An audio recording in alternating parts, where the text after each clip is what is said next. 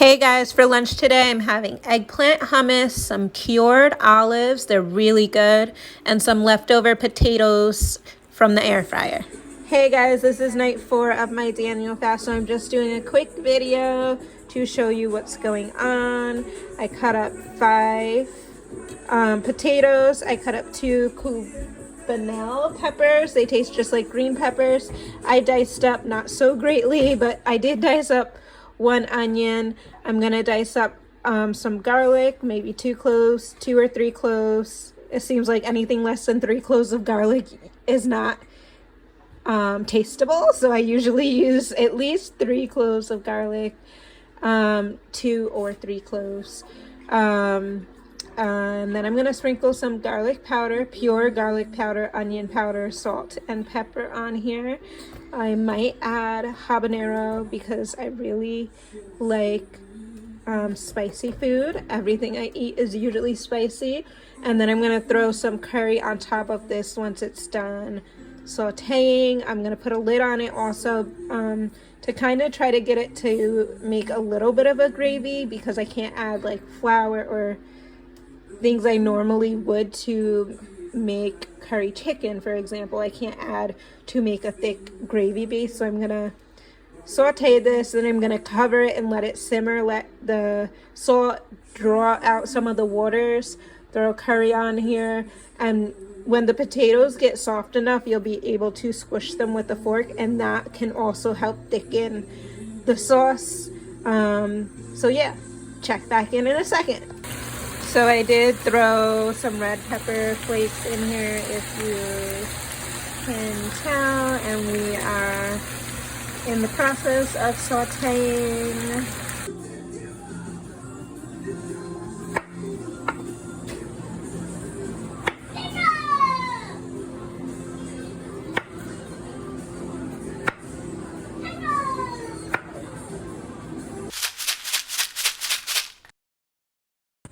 Hey guys, if you watched my video from day 3, you know exactly what's going on here. My husband was like, hey, why don't we try to make plantains in the air fryer since we can't fry things, but the air fryer draws water out. So I was like, I don't know how it will work. I didn't want to waste a plantain, but we were hungry, so we tried it and it came out actually very, very good, and I would continue doing plantains this way in the future because they're not oily. And so you can go back and watch day 3 video. I just took a little spoon of oil, olive oil, dropped it on here, mixed the plantain in, threw some salt and some garlic powder on there, and now I'm going to toss them in the air fryer for 5 minutes. Once they get warm, I am going to flatten them with a good old-fashioned cup from my cabinet, because that's how I grew up. I don't have a special fancy tool. I use the bottom of a clean cup. We flatten them, and then we will put them back in for about 5 more minutes. Yeah.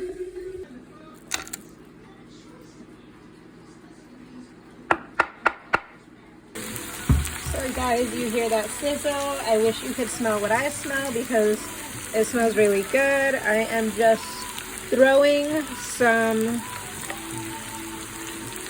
My thing doesn't want to pull out, but I'm just trying to smother this thing in curry powder, because now is the perfect time to start seasoning it.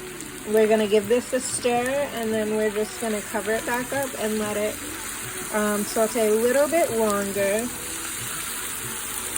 And I just want the potatoes to get a little softer, and then I will turn my flame all the way down. Probably add about half a cup of water and let it just simmer down, cook down. And once my potatoes are soft in the water, I'll smash some, mix it, and it will make a thick little paste. So guys, I actually added 2 cups of water. You can see it here. It's boiling. We're getting there. I'm now gonna cover this and let it just cook for like 10, there's no meat in here, so probably like just 10 to 15 minutes. I'm really just at this point waiting for my potatoes to get soft so that I can mush a couple of them, mix this, and then create almost like a thick gravy. And then my rice to cook and I'll be good to go. So I'm also trying to make this meal stretch. And so I am going to throw some mango in here. I've never put mango in my curry before. But there is a first time for everything. Don't cut the way I cut. You may cut your finger. Yes, don't follow me. Cut the mango however you can cut it safely. This is what's working for me right now. I actually just want to bite this because it's nice and juicy. But yes, we're just trying to enjoy our food. Not let anything go to waste, not let anything spoil, and also cook enough food because I don't work. My husband works remotely.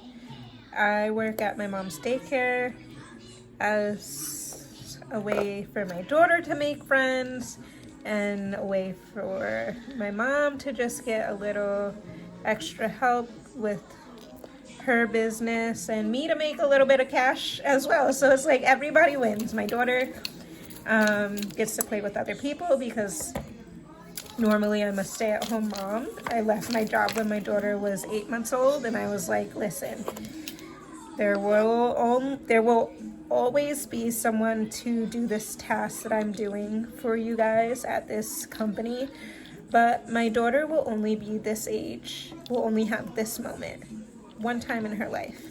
And they're like, we totally understand, come back when you're ready. And so I left. I don't think I'm gonna go back because my daughter, I don't know if she'll live with me forever, but I know she's gonna live with me till she's 18, and I'm gonna make the most of these 18 years, and so I'll do things. That's a sacrifice I am okay with taking, doing things that keep me present for my daughter so that I can pour God's love into her, so that I can correct her when the world is showing her different things. And so it's really cool to get to work at the daycare she's at. She goes to for now, and we'll see where my life takes me next. This was a total tangent. I don't know what, oh, okay. I'm sorry, guys. I basically was just saying that because I work at the daycare, which is Monday to Friday, obviously, I am trying to make enough food for dinner tonight, but also so that I will have leftovers, because the worst thing to do to yourself, especially when you're on a fast for God, is to not prepare. And so I'm going to be ahead of it. I'm going to prepare enough food so that when I am alone, when I am out in the world, even though the daycare is in a church, so that's besides the bag. When I am out and about and I start to get hungry, I will have a Daniel Fast friendly meal ready to go. I think this is enough mango for the curry, especially because I've never put mango in curry before, so I don't know how it's gonna taste. I imagine it's gonna be like a sweet, spicy feel. So here's the mango, and I'm gonna grab an avocado. Wait right here. I mean, guys, I can't record and talk at the same time because I'm saying I'm grabbing avocados, and what I'm really grabbing is this, which are frozen habaneros. I put them in the freezer a while ago, probably like 2 months ago, because I didn't want them to go bad. And so I'm just going to cut up these, even though they're a little frozen, but that is okay. That kind of works out better for me because people think I'm crazy when I don't wear gloves to cut habanero, because this is it, guys. Where all those seeds are, that's where the heat is. And sometimes that gets under your nail. I can tell you stories about habaneros, but I'm not going to. Anyway, we're gonna put the habanero in the curry, and we are going to put the mango in the curry, and we're going to wait for the rice to be done, and hopefully it will be as delicious as I think it is. I'm just trying to separate the seeds a little bit so that it's not all clumped together and that one person doesn't get one mouthful of spiciness. Because that's not the intention. The intention is for a little bit to go all over the dish, not all of it to go in one part of the dish. All right, I'm gonna pick this up and drop it. Guys, I know my food video is all over the place tonight. You can put this on 2x speed. I will not be offended, but I just added the mango and the habanero. You can see there. I'm gonna give this a stir. I've got, ooh, the rice is cooking. It's not cooking fast enough, but we're almost there. I grabbed this potato out of the pot of curry, and I just want to show you what I mean. When you push down, the potato just like smushes apart. So now this is kind of a paste of itself, like it just crumbled, and that's a beautiful thing. That's what we want to see. So now I am going to put this back in the pot. I'm not going to take any more potatoes out of the pot. I'm just going to do it in the pot. I'm going to take my fork and smash like 6 of the potatoes, and then mix it, and then turn the pot off, and the sauce will thicken naturally. And here we have it, guys. This is my dinner for tonight. Look at the steam just coming off the curry.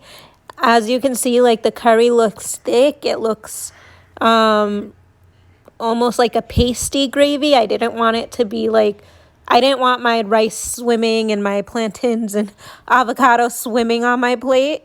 And so I like a thicker gravy, whereas my husband likes a more liquid gravy, more like a soupy gravy. I like my gravy thick. So this came out perfectly, and it tasted so delicious. It felt like a real meal for once, like for the first time on this Daniel fast. This was the most filling meal that we had. I hope that this gives you guys a yummy idea to try, and I will see you tomorrow.